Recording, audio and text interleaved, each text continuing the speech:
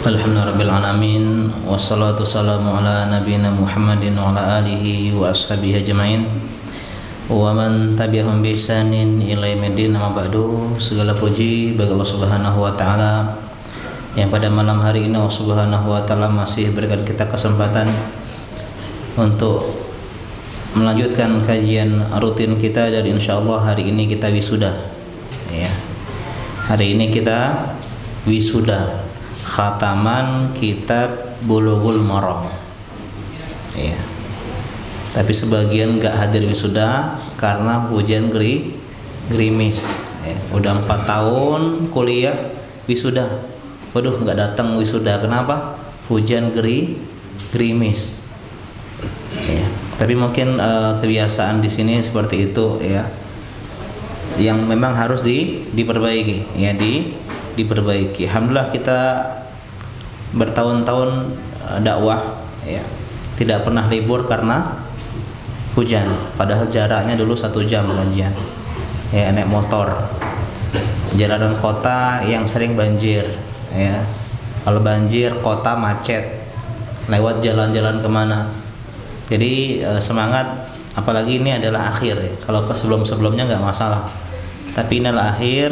Dan kata Nabi, innama a'mal bil khawatim, sesungguhnya amal dilihat dari endingnya.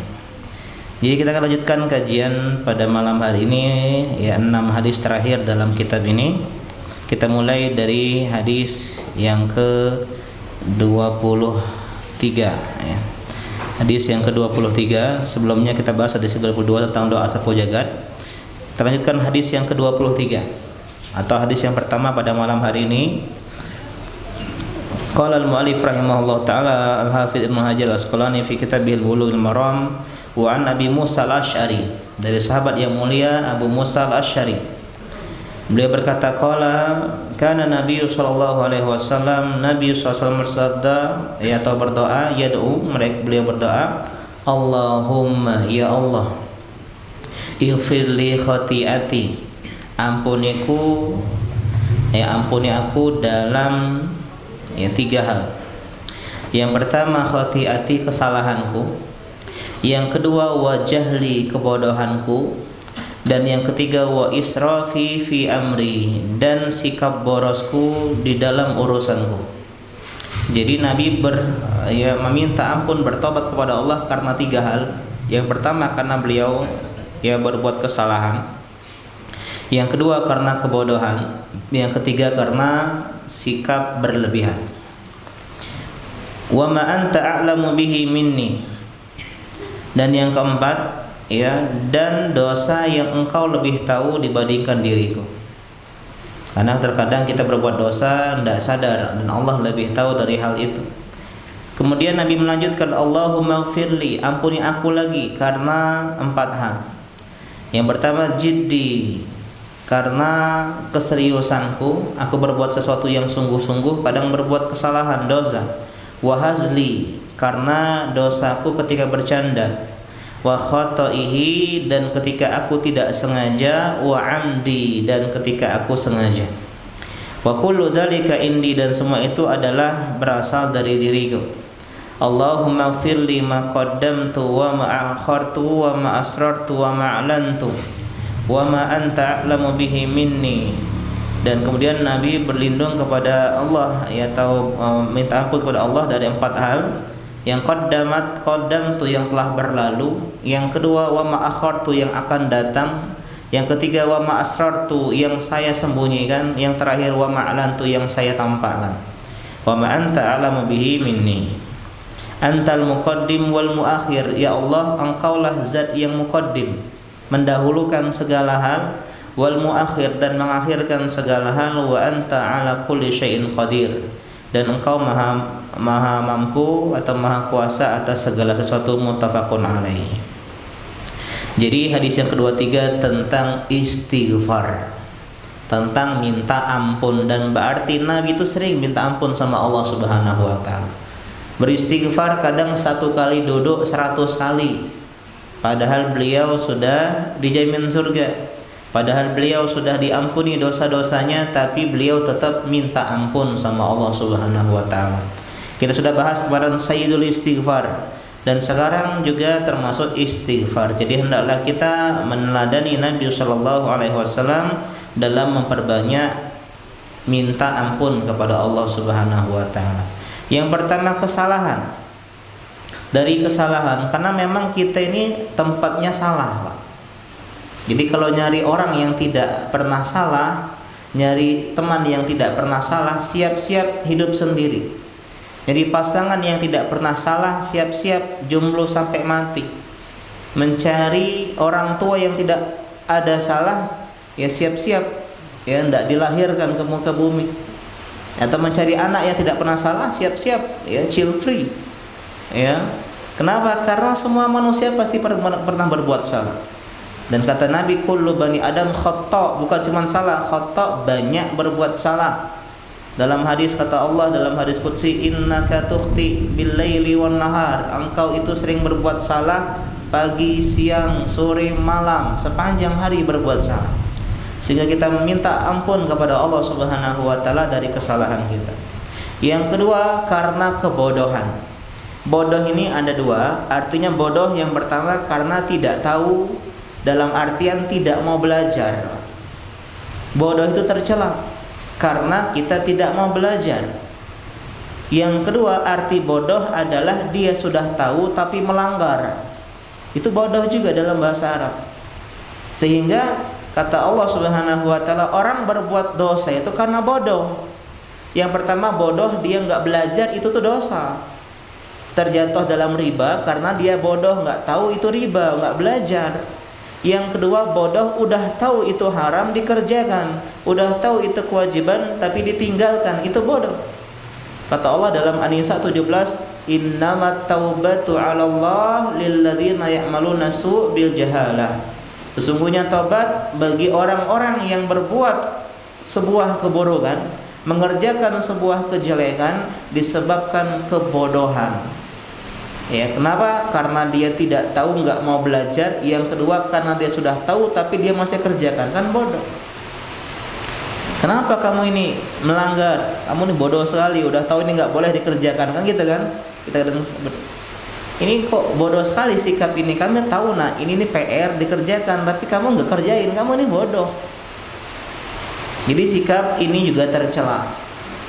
Jadi ilmu itu untuk kita amalkan. Yang ketiga adalah berlebihan, israf. Menunjukkan bahwa berlebihan itu bisa mendatangkan dosa. Mubah kalau berlebihan bisa menyebabkan dosa. Kenapa? Karena jatuh dalam kesalahan, kemaksiatan, atau meninggalkan kewajiban. Main bola bagus, olahraga bagus, jalan-jalan bagus, tapi kalau berlebihan, belajar tinggal, sholat tinggal, cari nafkah tinggal, sehingga jatuh ke dalam perbuatan dosa. Kata Allah dalam Ali Imran, di antara doa-doa orang-orang yang beriman, Rabbana ighfir lana dzunubana wa israfana fi amrina. Wahai Tuhan kami, ampunilah kami dosa-dosa kami, dan ampunilah kami karena sikap berlebihan kami dalam urusan kami. Kemudian selanjutnya kita minta ampun sama Allah karena dosa yang kita kerjakan serius atau main-main. Jadi main-main pun berdosa, nggak ada alasan. Kan main-main Pak Ustaz, kami kan cuma bercanda. Nabi berlindung dari dosa bercanda. Artinya canda ngerjain dosa tetap dosa, meskipun alasannya bercanda, alasan main-main. Bahkan dalam Islam ada sesuatu yang tidak boleh main-main. Salasun jidduhun najid wa hazluhun najid. Kata Nabi, ada 3 hal yang serius dianggap serius, yang main-main pun dianggap serius. Yang pertama adalah an-nikah, nikah. Yang kedua adalah at-talaq, cerai. Yang terakhir adalah ar-raj'ah, rujuk. Ini kalau dia ucapkan meskipun niatnya main-main, syariat menghukumi itu sebagai sesuatu keseriusan. Pak, ini putri Bapak, saya nikahi Pak ya. Kita main-main aja Pak. Ya, kita ada saksinya ya. Ini maharnya, Pindro. Ya. Setuju Pak? Iya, setuju main-main ya. Itu jatuh benar-benar jadi istri loh. Mahar udah ada, saksi ada, wali ada, udah. Ya. Dan perempuannya main-main juga. Jadi hati-hati Pak. Gara-gara main-main tadi. Begitu juga cerai. Bermain-main sama istri cerai, kita udah aja. Kita cerai aja. Iya kita cerai beneran. Ya talak 1. Hati-hati Pak. Begitu juga rujuk. Ingat ketika cerai tidak boleh langsung pisah rumah dalam Islam. Wanita tetap di rumah suami dan suami jangan ngusir Pak. Kamu saya cerai, masuk ke kamar udah. Tapi nggak boleh berhubungan, tetap serumah, masih statusnya istri yang diceraikan gitu loh. Tapi kalau kita berhubungan badan namanya rujuk, atau kita bilang adalah kita kembali aja deh, kita rujuk. Dan wanita nggak boleh nolak. Oh saya nggak mau rujuk, saya mau cerai pokoknya. Kembalikan saya kepada orang tua saya. Ini diantara hal yang tidak belajar tentang fikih perceraian. Ada satu lagi, ada yang tahu lah. Ada satu lagi dalam hadis disebutkan yang main-main dianggap serius. Itu al-itku, yaitu membebaskan budak. I'taq. Membebaskan budak pun kalau dia main-main jatuhnya serius. Ya, hei budak, kamu saya ini ya, merdekakan ya, bebaskan ya. Sambil bercanda.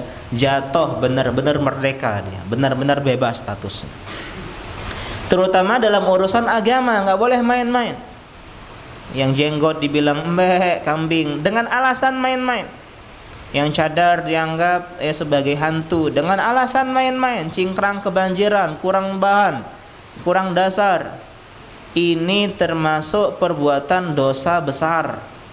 Bahkan kata Allah Subhanahu wa taala, la ta'tadiru qad kafartum ba'da imanikum, jangan minta maaf, jangan minta ampun, kalian sudah berbuat kekufuran setelah kalian sebelumnya beriman.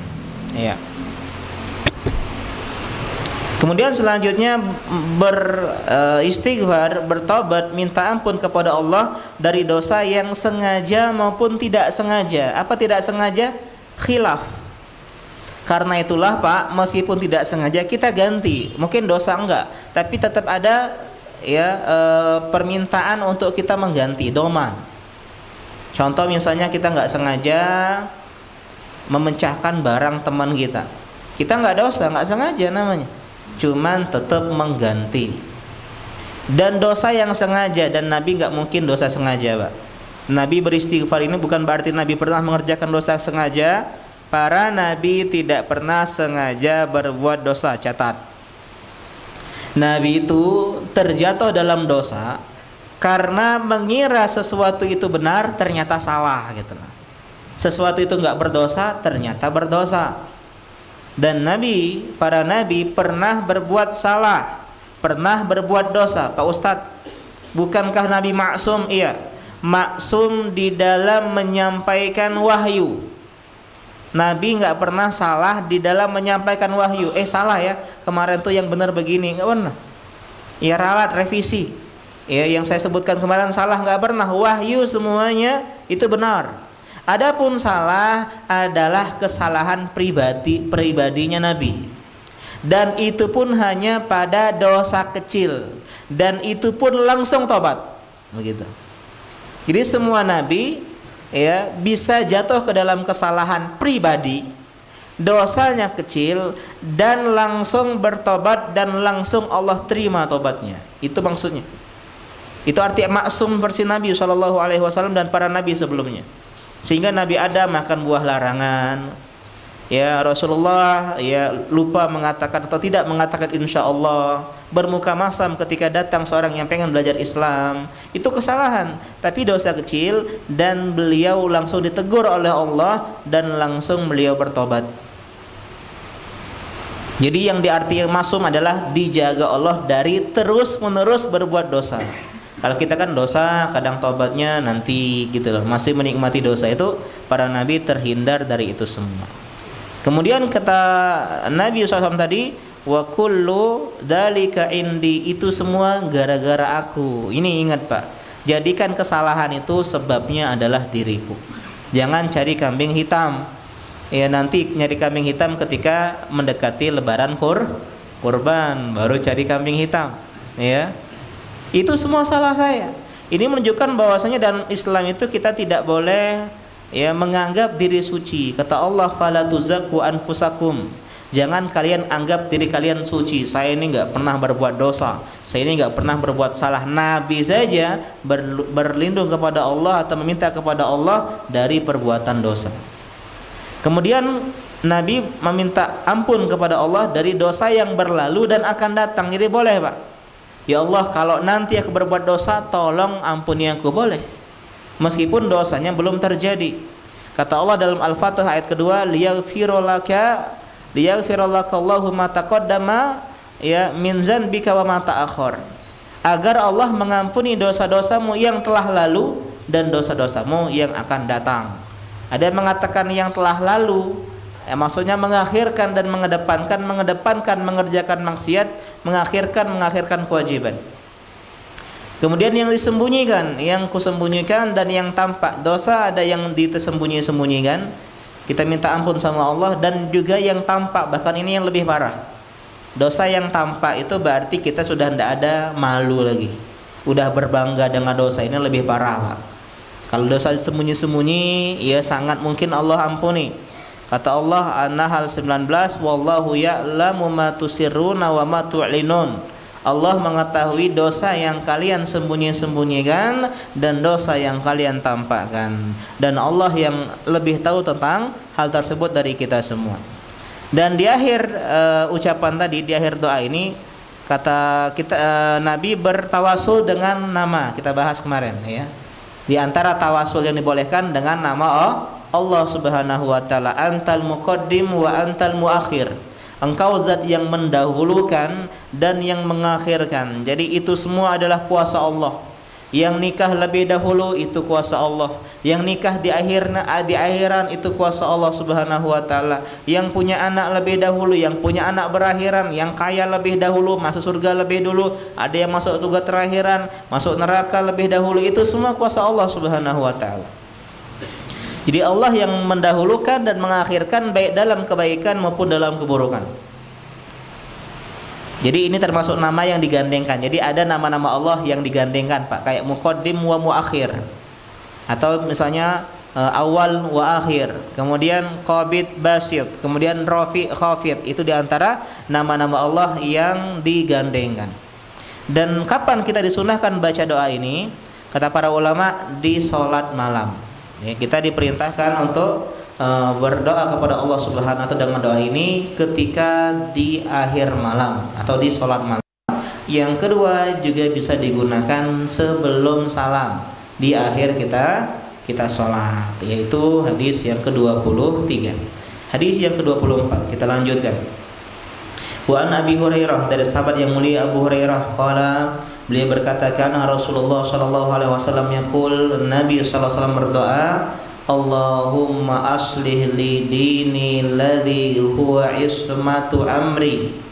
Ya Allah, perbaikilah bagiku agamaku yang mana dia adalah penjaga urusanku. Wa aslih li dunyaya allati fiha ma'ashi, dan perbaikilah bagiku duniaku. Tadi agama, perbaiki agamaku, sekarang perbaiki duniaku yang itu adalah tempat penghidupanku.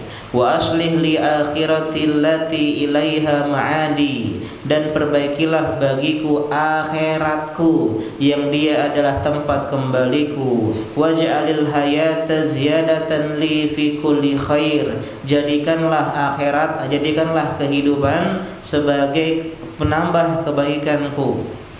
Waj'alil mauta rahatan li min kulli syarr, dan jadikanlah kematian sebagai istirahatku dari segala keburukan. Akhrajahu Muslim. Ini Masya Allah, doa hadis Muslim dan sering kita dengar ya, disampaikan oleh para khatib atau Allahumma aslih lana, biasanya pakai dhamir lana, dinana alladhi huwa ismatu amrina, dan seterusnya.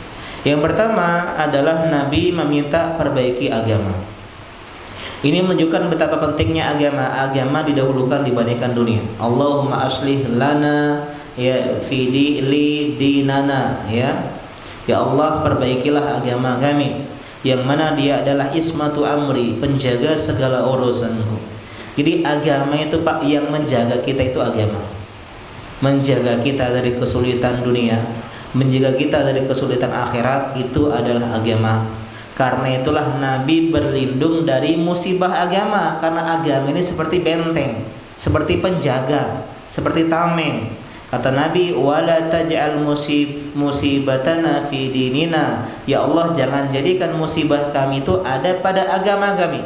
Cukup musibah kita Pak dalam urusan dunia, hilang sendal, ya hilang apa? Hilang dompet. Cukup dunia saja yang hilang. Hilang istri ditolak, ya akhwat misalnya, atau misalnya sakit. Jangan sampai yang dapat musibah adalah agama kita. Yang dulu kajian gak pengajian lagi, musibah agama. Yang dulu ke masjid terus kemarin sekarang gak pengajian lagi, itu musibah. Jadi cukuplah musibah itu dalam urusan dunia. Karena musibah sebenarnya adalah dalam urusan agama.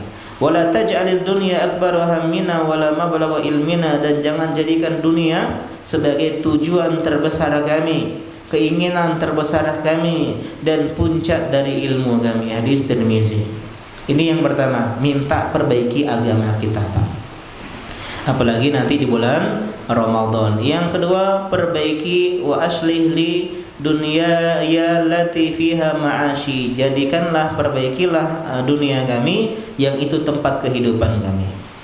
Jadi boleh minta kebaikan dunia sebagaimana kemarin sapu jagat, Rabbana atina fid dunya hasanah, minta kebaikan dalam urusan dunia.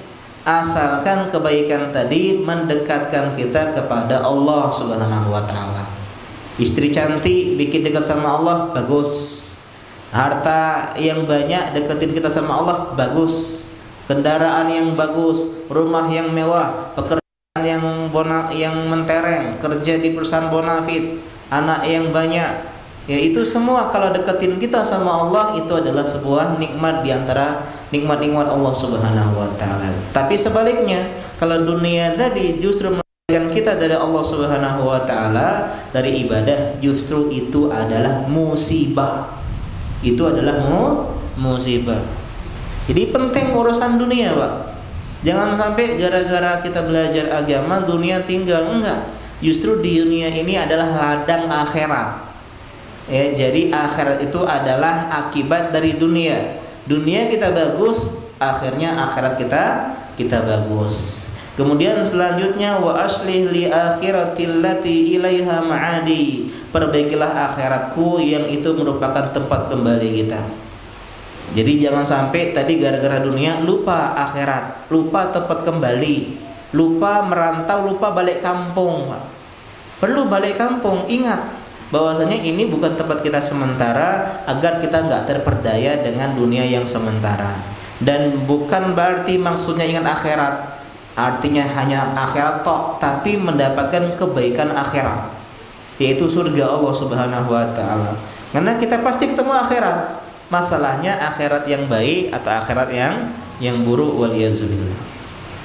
Kemudian jadikanlah kehidupan ini tambahan bagiku dalam setiap kebaikan. Waj'alil hayata ziyadatan lana fi kulli khair.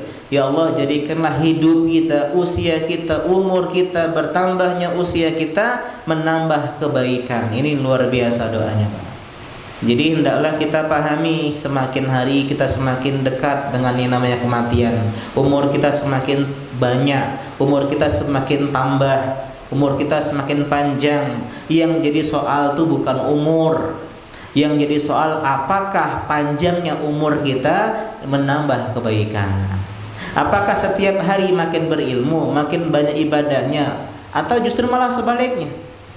Ya.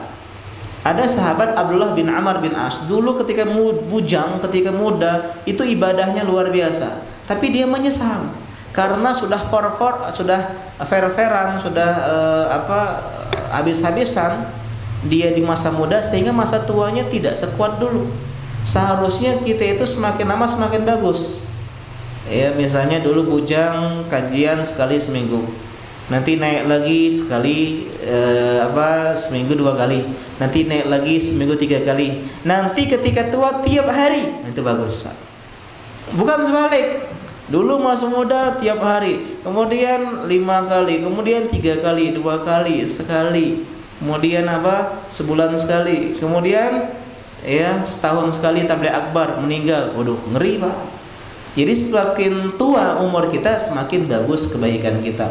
Dulu waktu muda, masya Allah, semua sholat duha, sholat malam, rawatib, lengkap semuanya. Ya, ketika dia makin tua, makin berkurang sholatnya, jangan. Kalau bisa semakin bertambah umur, semakin bertambah kebaikan.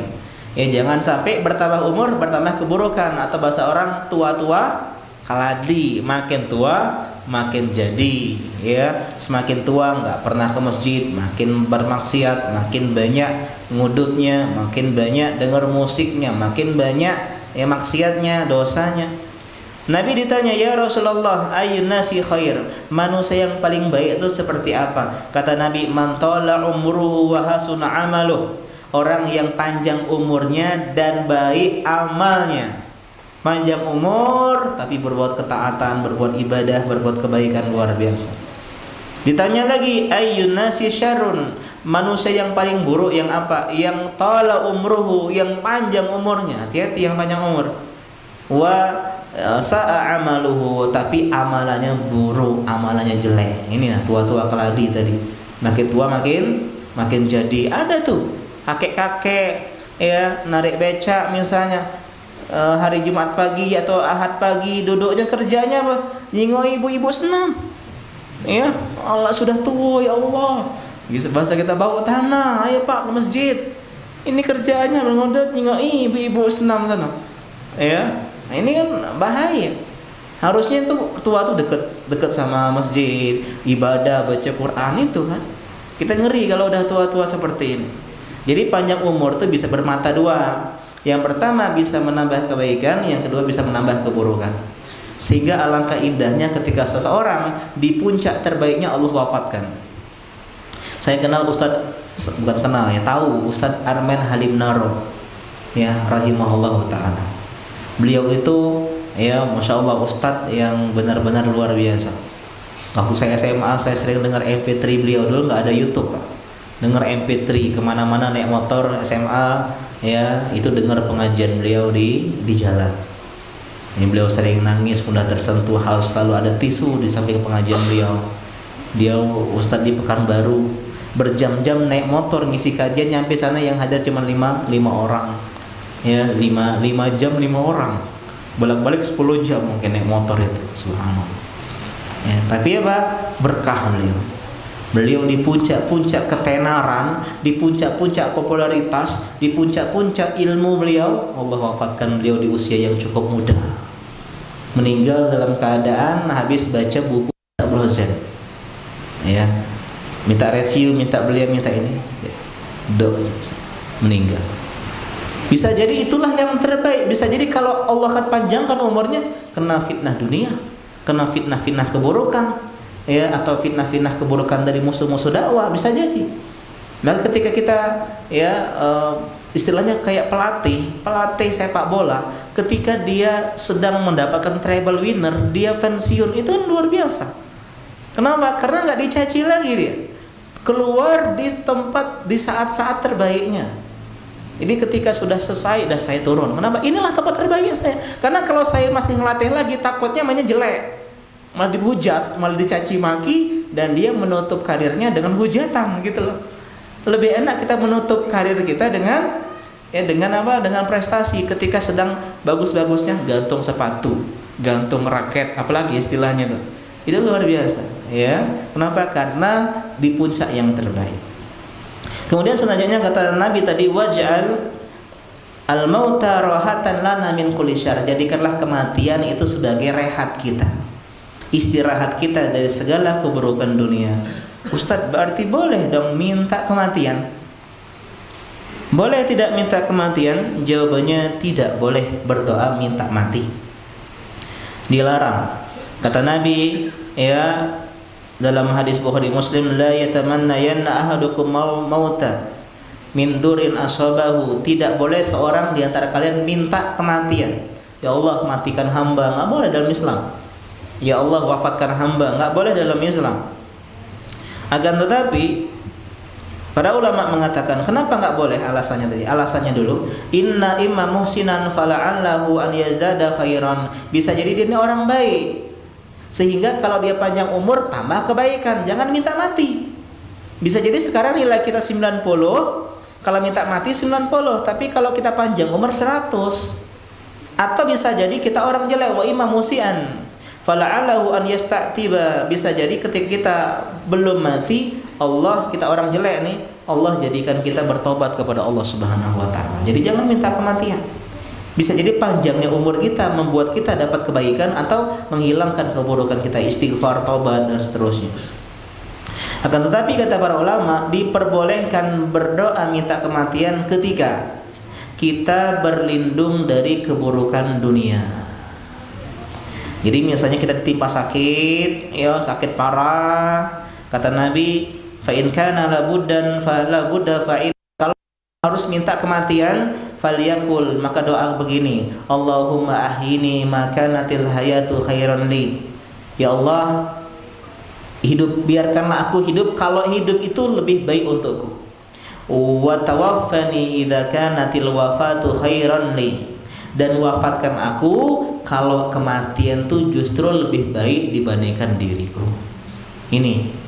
Jadi terkadang kalau kita ditimpa musibah, ditimpa fitnah yang khawatir menimpa agama kita, maka kita takut berlindung pada Allah dari keburukan musibah agama, maka boleh kita berdoa minta kematian sebagaimana doa yang Allah ajarkan kepada Nabi, ya Muhammad, kata Allah, wahai Muhammad, kalau kau salat, idza shalaita faqul, katakanlah, Allahumma inni as'aluka fi'lal khairat, ya Allah, aku minta kepadamu mengerjakan kebaikan, wa tarkul munkarat, meninggalkan kemungkaran, wa hubbal masakin, mencintai orang miskin, wa idza aradta bi'ibadika fitnatan, kalau engkau ya Allah ingin menghendaki fitnah, ujian, keburukan menimpa hamba-hambamu, faqbidni ilaika ghaira maftun, maka tolong wafatkan aku, matikan aku dalam keadaan tidak terkena ujian fitnah itu.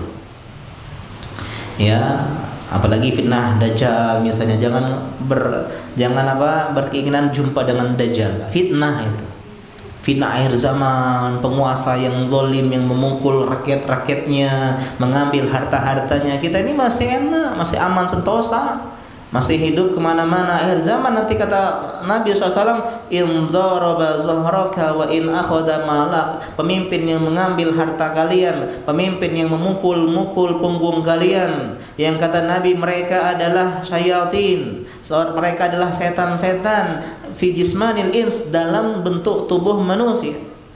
Ya, maka kita alhamdulillah diberikan ya kelapangan dalam menempuh kehidupan ini, adalah nikmat dari Allah Subhanahu wa taala. Maka hendaklah kita doakan kebaikan selalu kepada pemimpin-pemimpin kita. Ya, jadi ini diantara hadis yang ke-24, Pak. Minta kebaikan dalam urusan agama, urusan dunia, urusan akhirat, dan minta umur kita bertambah bawa kebaikan. Dan kalau emang umur kita menambah keburukan, maka hendaklah Allah semoga mewafatkan kita dalam keadaan yang terbaik, karena kematian adalah sesuatu yang pasti. Kemudian hadis yang ke-25 atau hadis yang ketiga pada sore hari ini, wa an Anas, dari Anas bin Malik, qala kana Rasulullah sallallahu alaihi wasallam yaqulu Allahumma anfa'ni bima 'allamtani wa 'allimni ma yanfa'uni warzuqni ilman yanfa'uni. Ya Allah, infa'ni bima 'allamtani. Ya Allah, berikan manfaat atas ilmu yang kau ajarkan kepada kami. Karena ilmu ada yang bermanfaat, ada yang tidak, Pak. Apa tanda ilmu bermanfaat? Mendatangkan amal, melahirkan ketawaduan, melahirkan rasa rendah hati, melahirkan rasa takut kepada Allah, melahirkan ketakwaan kepada Allah. Bisa jadi orang yang ngajinya bentar, ngajinya baru, dibandingkan kita yang sudah lama, lebih bermanfaat ilmunya. Kadang kita ilmunya banyak, tapi yang kita amalkan sedikit. Tapi ini orang belajar baru sedikit, diamalkan semuanya. Yang penting dari ilmu itu bukan sekedar ilmu, bukan sekedar kajian, baca, dengar, tapi apakah ada perubahan?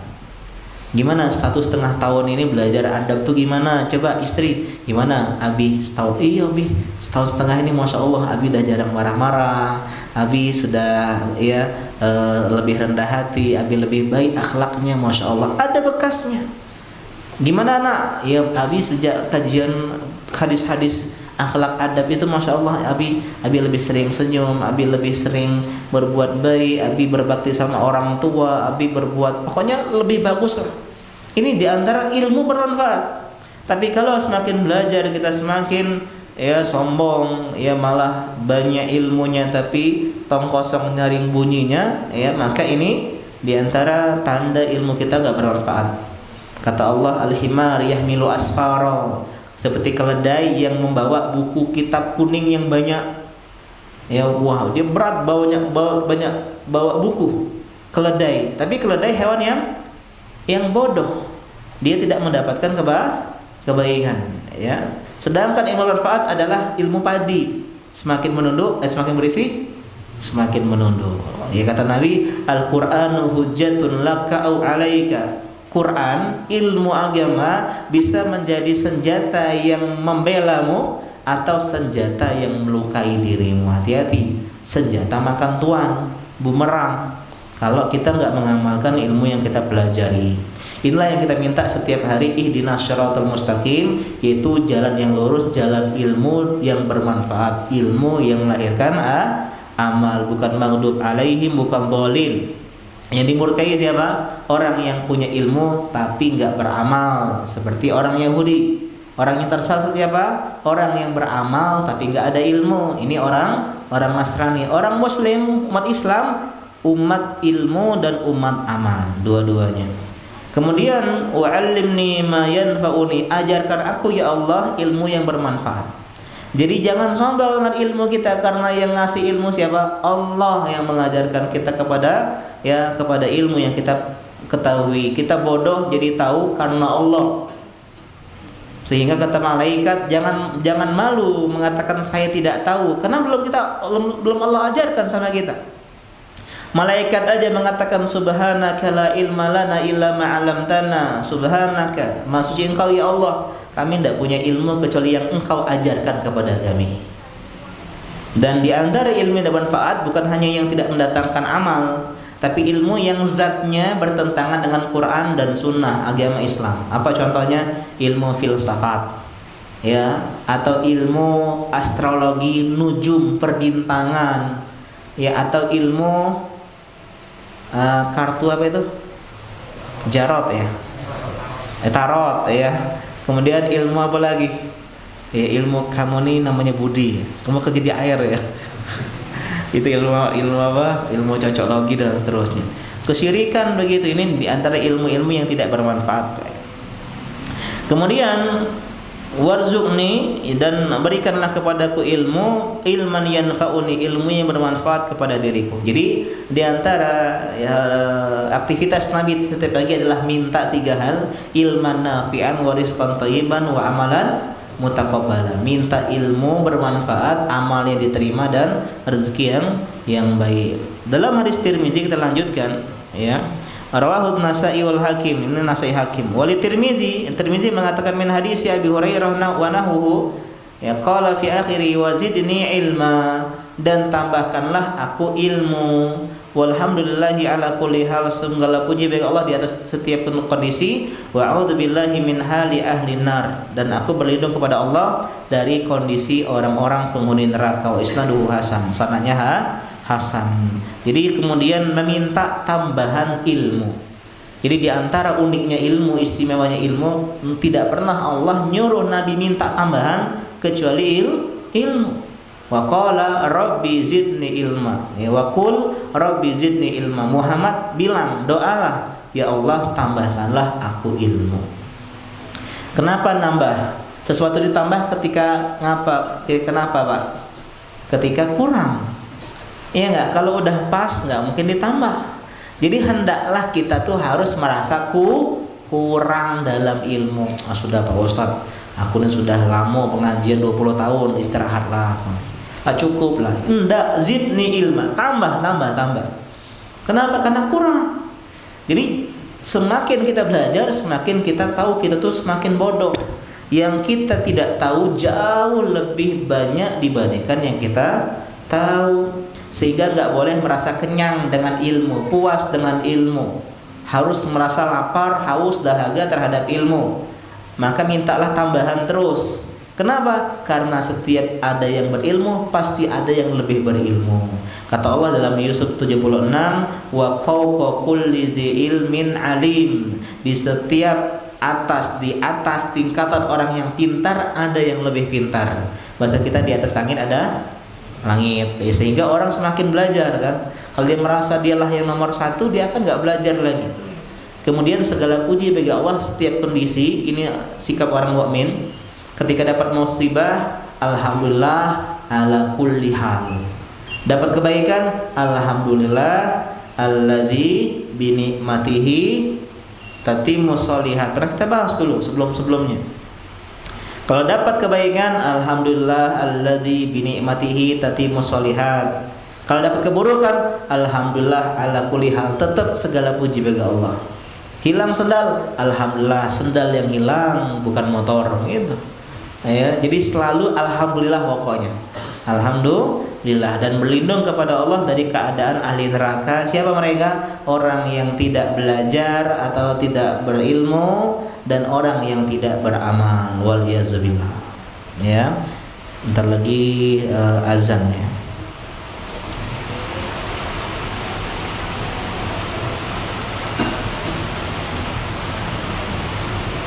Itu hadis yang 3 hadis ya. Jadi hari ini 5 hadis bukan 6 tadi. 3 hadis. Mana hadis yang ke-26? Hadis yang ke-26, hadis keempat, dan ini hadis yang sebelum terakhir. Ini tentang tema kita, meminta surga. Dari Aisyah radhiyallahu anha, anna Nabi sallallahu alaihi wasallam 'allamaha hadza du'a. Kata Aisyah, Nabi mengajarkanku doa ini.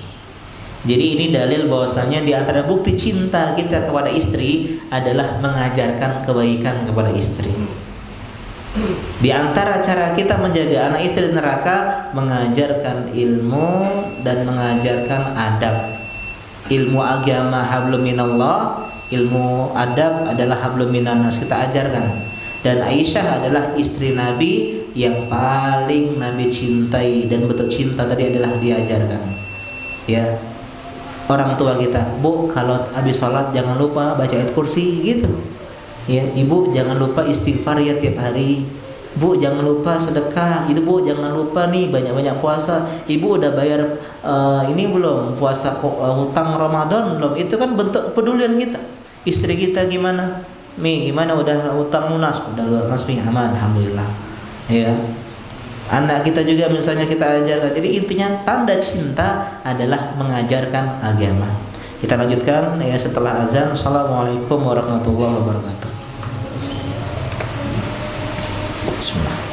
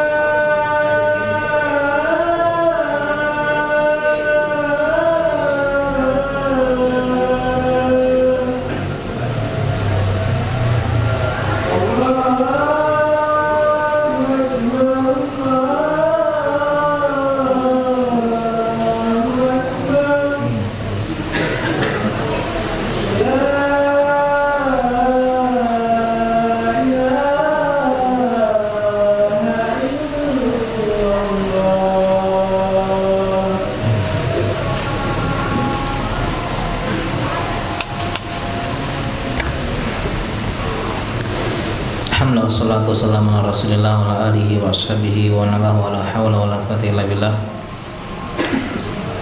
Kita lanjutkan hadis ya yang ke-26 di kitab yang ke-6 ini. Wa an Aisyah radhiyallahu anha anna Nabiy sallallahu alaihi wasallam 'allamaha hadza du'a. Nabi mengajarkan doa ini kepada Aisyah, istri beliau. Satu-satunya istri beliau yang gadis. Ya, jadi 11 istri Nabi, 10-nya janda, single mom, dan satu-satunya yang gadis adalah Aisyah, dan beliau adalah putri dari Abu Bakar As-Siddiq. Doa tersebut adalah Allahumma inni as'aluka minal khairi kullihi. Ya Allah, aku minta kepadamu semua kebaikan. Dalam 4 poin. Ajilih, kebaikan yang disegerakan, wa ajilih, kebaikan yang tertunda, ya, ada kebaikan sekarang atau nanti.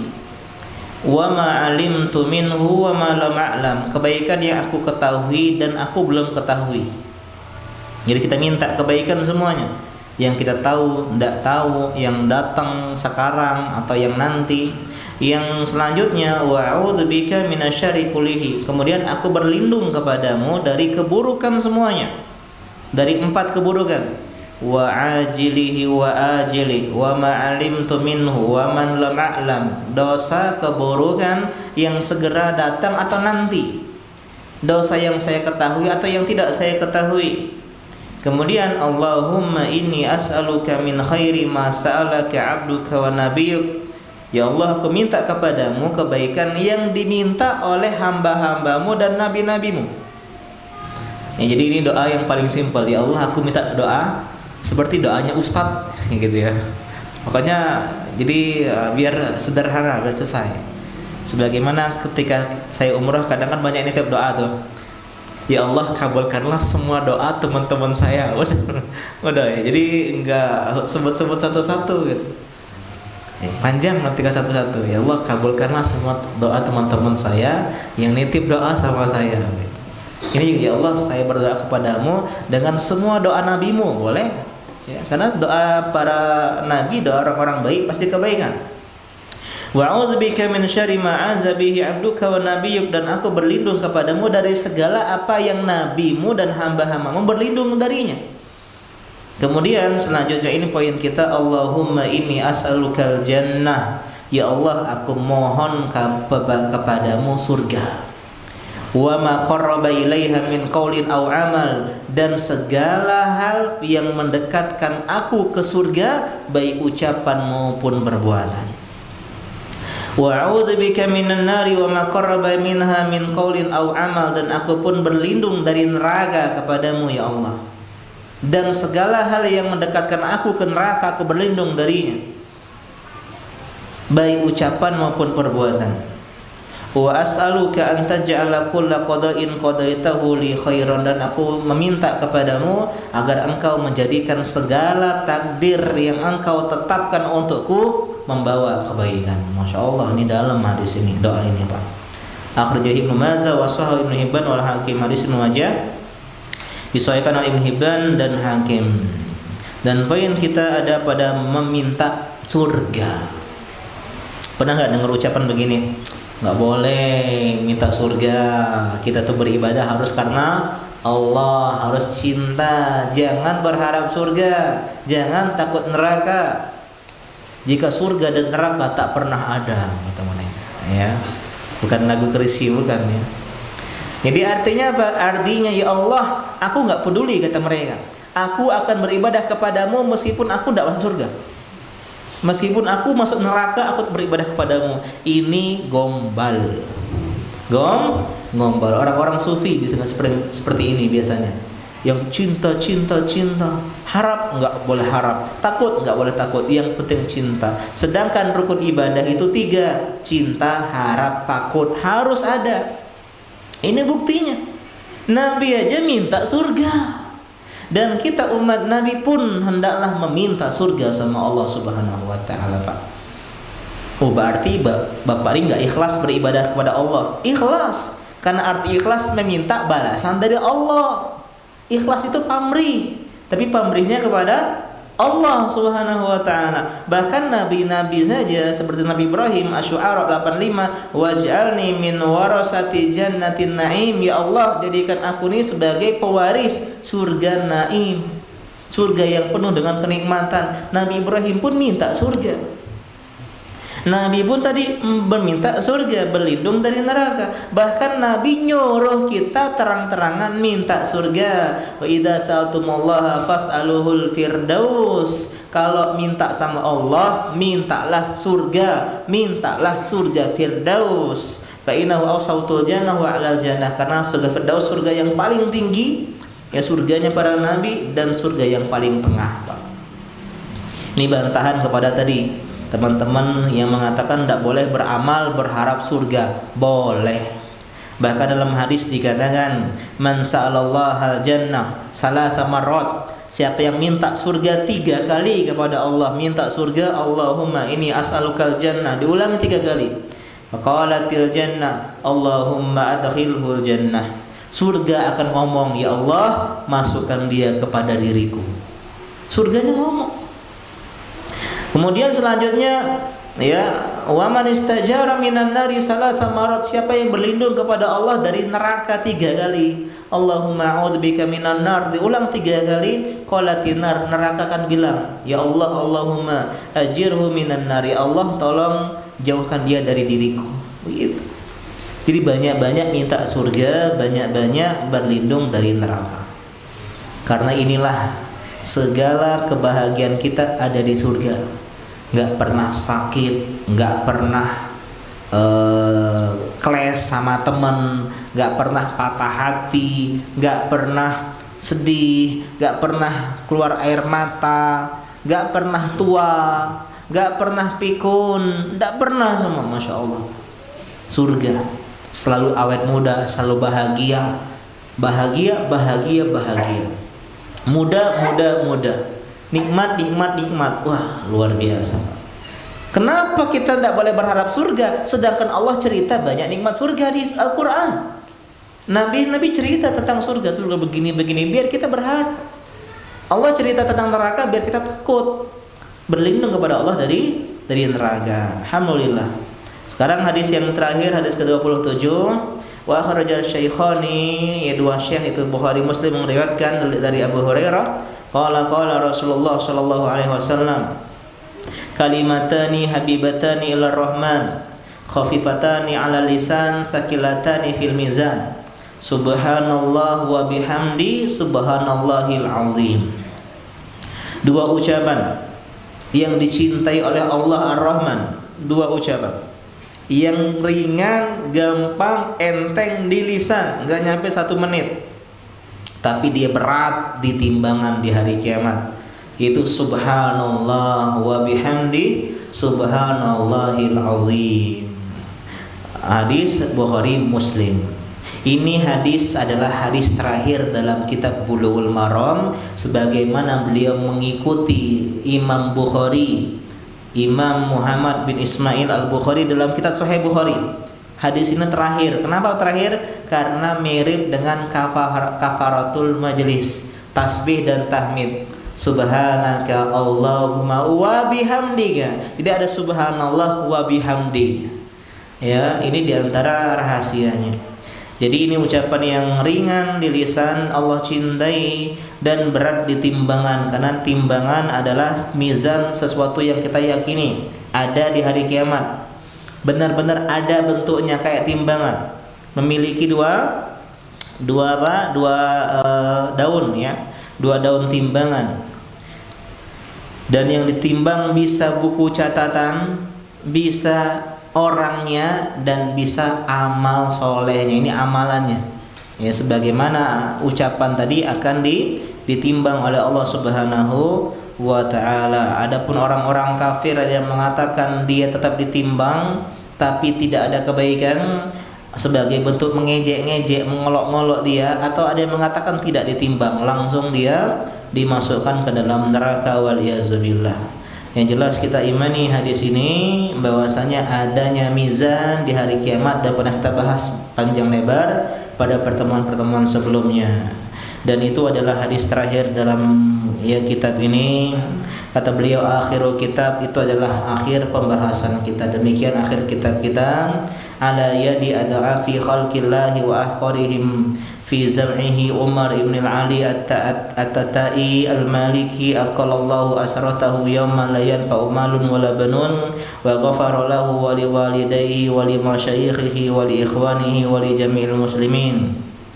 Kata beliau, ini ditulis di tangan makhluk Allah yang paling lemah, makhluk Allah yang paling rendah, paling hina, yaitu Umar bin Ali. Siapa Umar bin Ali? Ibnu Hajar. Beliau namanya Umar bin Ali Ibnu Hajar At-Tatai Al-Maliki. Semoga Allah mengampuni dosanya di hari yang tidak bermanfaat harta dan keturunan.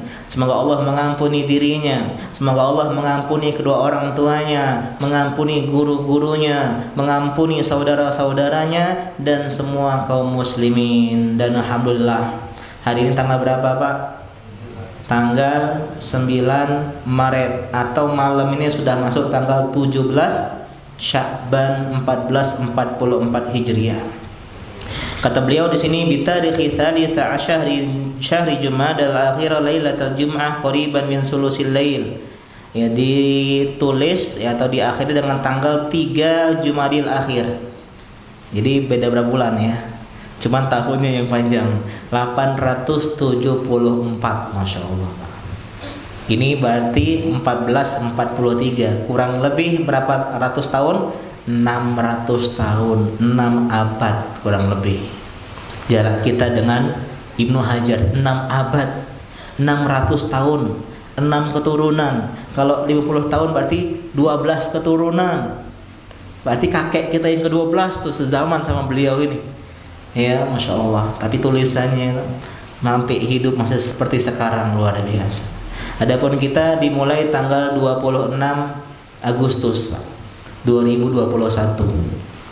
17, tanggal 17 juga, 17 Muharram sampai 17 Sya'ban. Jadi kurang lebih kita kalau pertemuannya 62 pertemuan. 62 pertemuan kurang lebih 1 tahun 7 bulan atau 6 bulan, 1,5 tahun, alhamdulillah. Ya, kita belajar nggak terasa, Pak, 1,5 tahun ya, dipotong Ramadan begitu ya. Kalau nggak dipotong Ramadan itu satu tahun 7 bulan kurang lebih.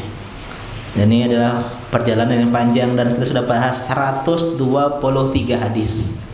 123 hadis.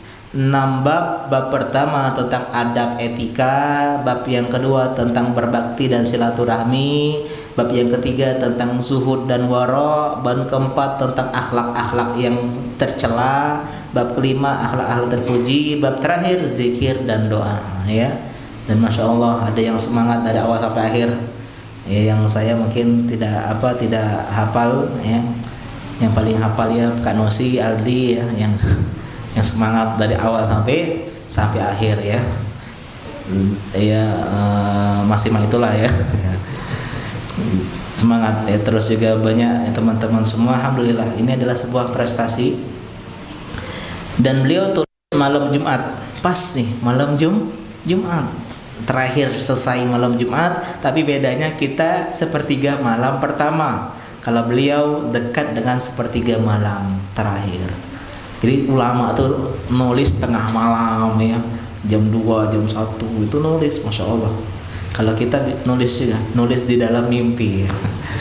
Tahun arba'in wa sab'ina wa samanimiyah, tahun 874 Hijriah.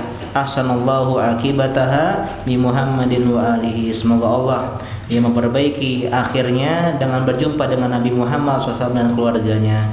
Demikian alhamdulillah pengajian kita pada malam hari ini, dan saya mohon maaf ya banyak kesalahan selama 1,5 tahun kurang lebih ya, mungkin ada salah kata, salah sikap, dan alhamdulillah semoga ini jadi amal jariah teman-teman semua. Ya, kita akhiri dengan membaca kafatul majlis. Subhanaka Allahumma wihamdika asyhadu an la ilaha illa anta astaghfiruka wa atubu ilaik. Silakan kalau ada pertanyaan. Insyaallah mungkin sekali lagi pertemuan ya. Mungkin kita bahas tematik tentang Ramadan. Mungkin bahas tentang halal haram, fikih muamalah di bulan Ramadan. Nah, ya. Silakan ada pertanyaan. Ya. Kang Ngurah. Bismillah. Assalamualaikum warahmatullahi wabarakatuh. Waalaikumsalam warahmatullahi wabarakatuh. Pernah mendengar hadis tentang Ya. masalah tentang amalan. Iya. Amalan seseorang pun yang tidak membawa masuk surga dan menyelamatkan dari neraka. Iya. Kecuali dengan rahmat Allah. Masya Allah. Masya Allah. Bagus pertanyaannya. Ya. Tidak ada orang yang masuk surga karena amalannya. Maksud hadis itu artinya adalah sebagai iwab. Iwab itu sebagai bayaran. Jadi kita tuh masuk surga bukan dengan bayaran amal kita. Karena amalan dan surga itu tidak sebanding. Ya enggak? Seperti BMW dengan uang 10.000 kan nggak sebanding tuh. Jadi gimana engkau dapat mobil ini? Kau 10.000 enggak? Tapi aku dapat kebaikan dari pemilik mobil. Kita masuk surga karena rahmat kasih sayang Allah, bukan karena amal. Terus amalan, kenapa kita beramal? Amal inilah yang menyebabkan rahmat itu turun gitu loh. Bukan sebagai ganti. Jadi kalau kita sering ibadah, Allah tuh berikan rahmatnya adalah masukin surga orang ini gitu. Bukan gara-gara amalan sebagai ganti bayaran. Allah, aku mau bayar surga, ini amalan aku. Sholat, meskipun kita sholat 24 jam tidak bisa membayar surga. Jadi bayar surga dengan rahmat Allah. Gimana rahmat Allah dapetin? Dengan menjalankan perintahnya, meninggalkan larangannya. Wih, budak ini bagus nian, dia ini baik nian. Aku suruh galau-galaunya nurut, aku larang dari kerja kenyo, ditinggal kenyo, larangan aku. Tidaklah. Ada 10.000 dah? Ada. Nah, bela mobil ini. Bukan gara-gara ganti 10.000, tapi gara-gara dia taat tadi sama majikannya mendapatkan hadiah mobil. Terus untuk apa amalan soleh? Amalan soleh untuk tingkatan surga. Kita semua surga karena rahmat. Cuman nanti ada yang surganya tinggi karena amalannya banyak. Ada yang surganya pertengahan, amalnya pertengahan. Ada yang amalnya sedikit, surganya emper-emperan lah. Meskipun emperan, nah surga tetap enak Pak ya. Jadi itu diantara jawabannya. Semoga bisa dipahami. Bagus pertanyaan. Jadi jangan sombong dengan amalan kita, karena amalan kita tidak menyebabkan kita masuk surga. Belum tentu diterima oleh Allah. Yang diterima itulah yang dapat rahmat, baru masuk surga. Makanya doa tadi, doa minta surga kepada Allah Subhanahu wa taala. Ada lagi? Ya silakan. Waalaikumsalam warahmatullahi wabarakatuh. Sering saya dengar juga di masyarakat Ustaz. Iya. Salah doa selamat Ustaz. Doa selamat. Doa selamat itu apakah memang ada hadis atau memang dari Nabi atau ada ulama yang buatnya Ustaz? Gimana doa selamat itu? Allahumma inni as'aluka salamatan fiddin fil jasad ya, tidak maut gitu ya, qabla maut gitu. Iya, Masya Allah. Iya. Memang dari Nabi atau manusia? Iya, bagus pertanyaannya. Iya, itu diantara doa yang masyhur ya, disebutkan oleh jamaah-jamaah terutama habis sholat, terutama habis sholat jamaah. Akan tetapi ya, saya tidak tahu kalau itu ada hadisnya. Cuman itu doa yang bagus gitu loh. Karena kita bahas doa kemarin tidak harus dari Nabi, tapi lebih bagus adalah doa dari Nabi. Jangan sampai kita hafal doa itu tapi gak hafal doa Nabi. Ya, ini kan terbalik. Ya, hendaklah hafalkan doa-doa dari Quran dan Sunnah, itu tentu lebih baik. Dan saya pun gak terlalu hafal juga ya, karena sejak SMA kelas 1 gak ikut-ikutan itu lagi. Ya Allah Ta'ala alam. Demikian kita akhiri. Sekali lagi saya terima kasih banyak dan mohon maaf atas segalanya. Kita tutup. Assalamualaikum warahmatullahi wabarakatuh.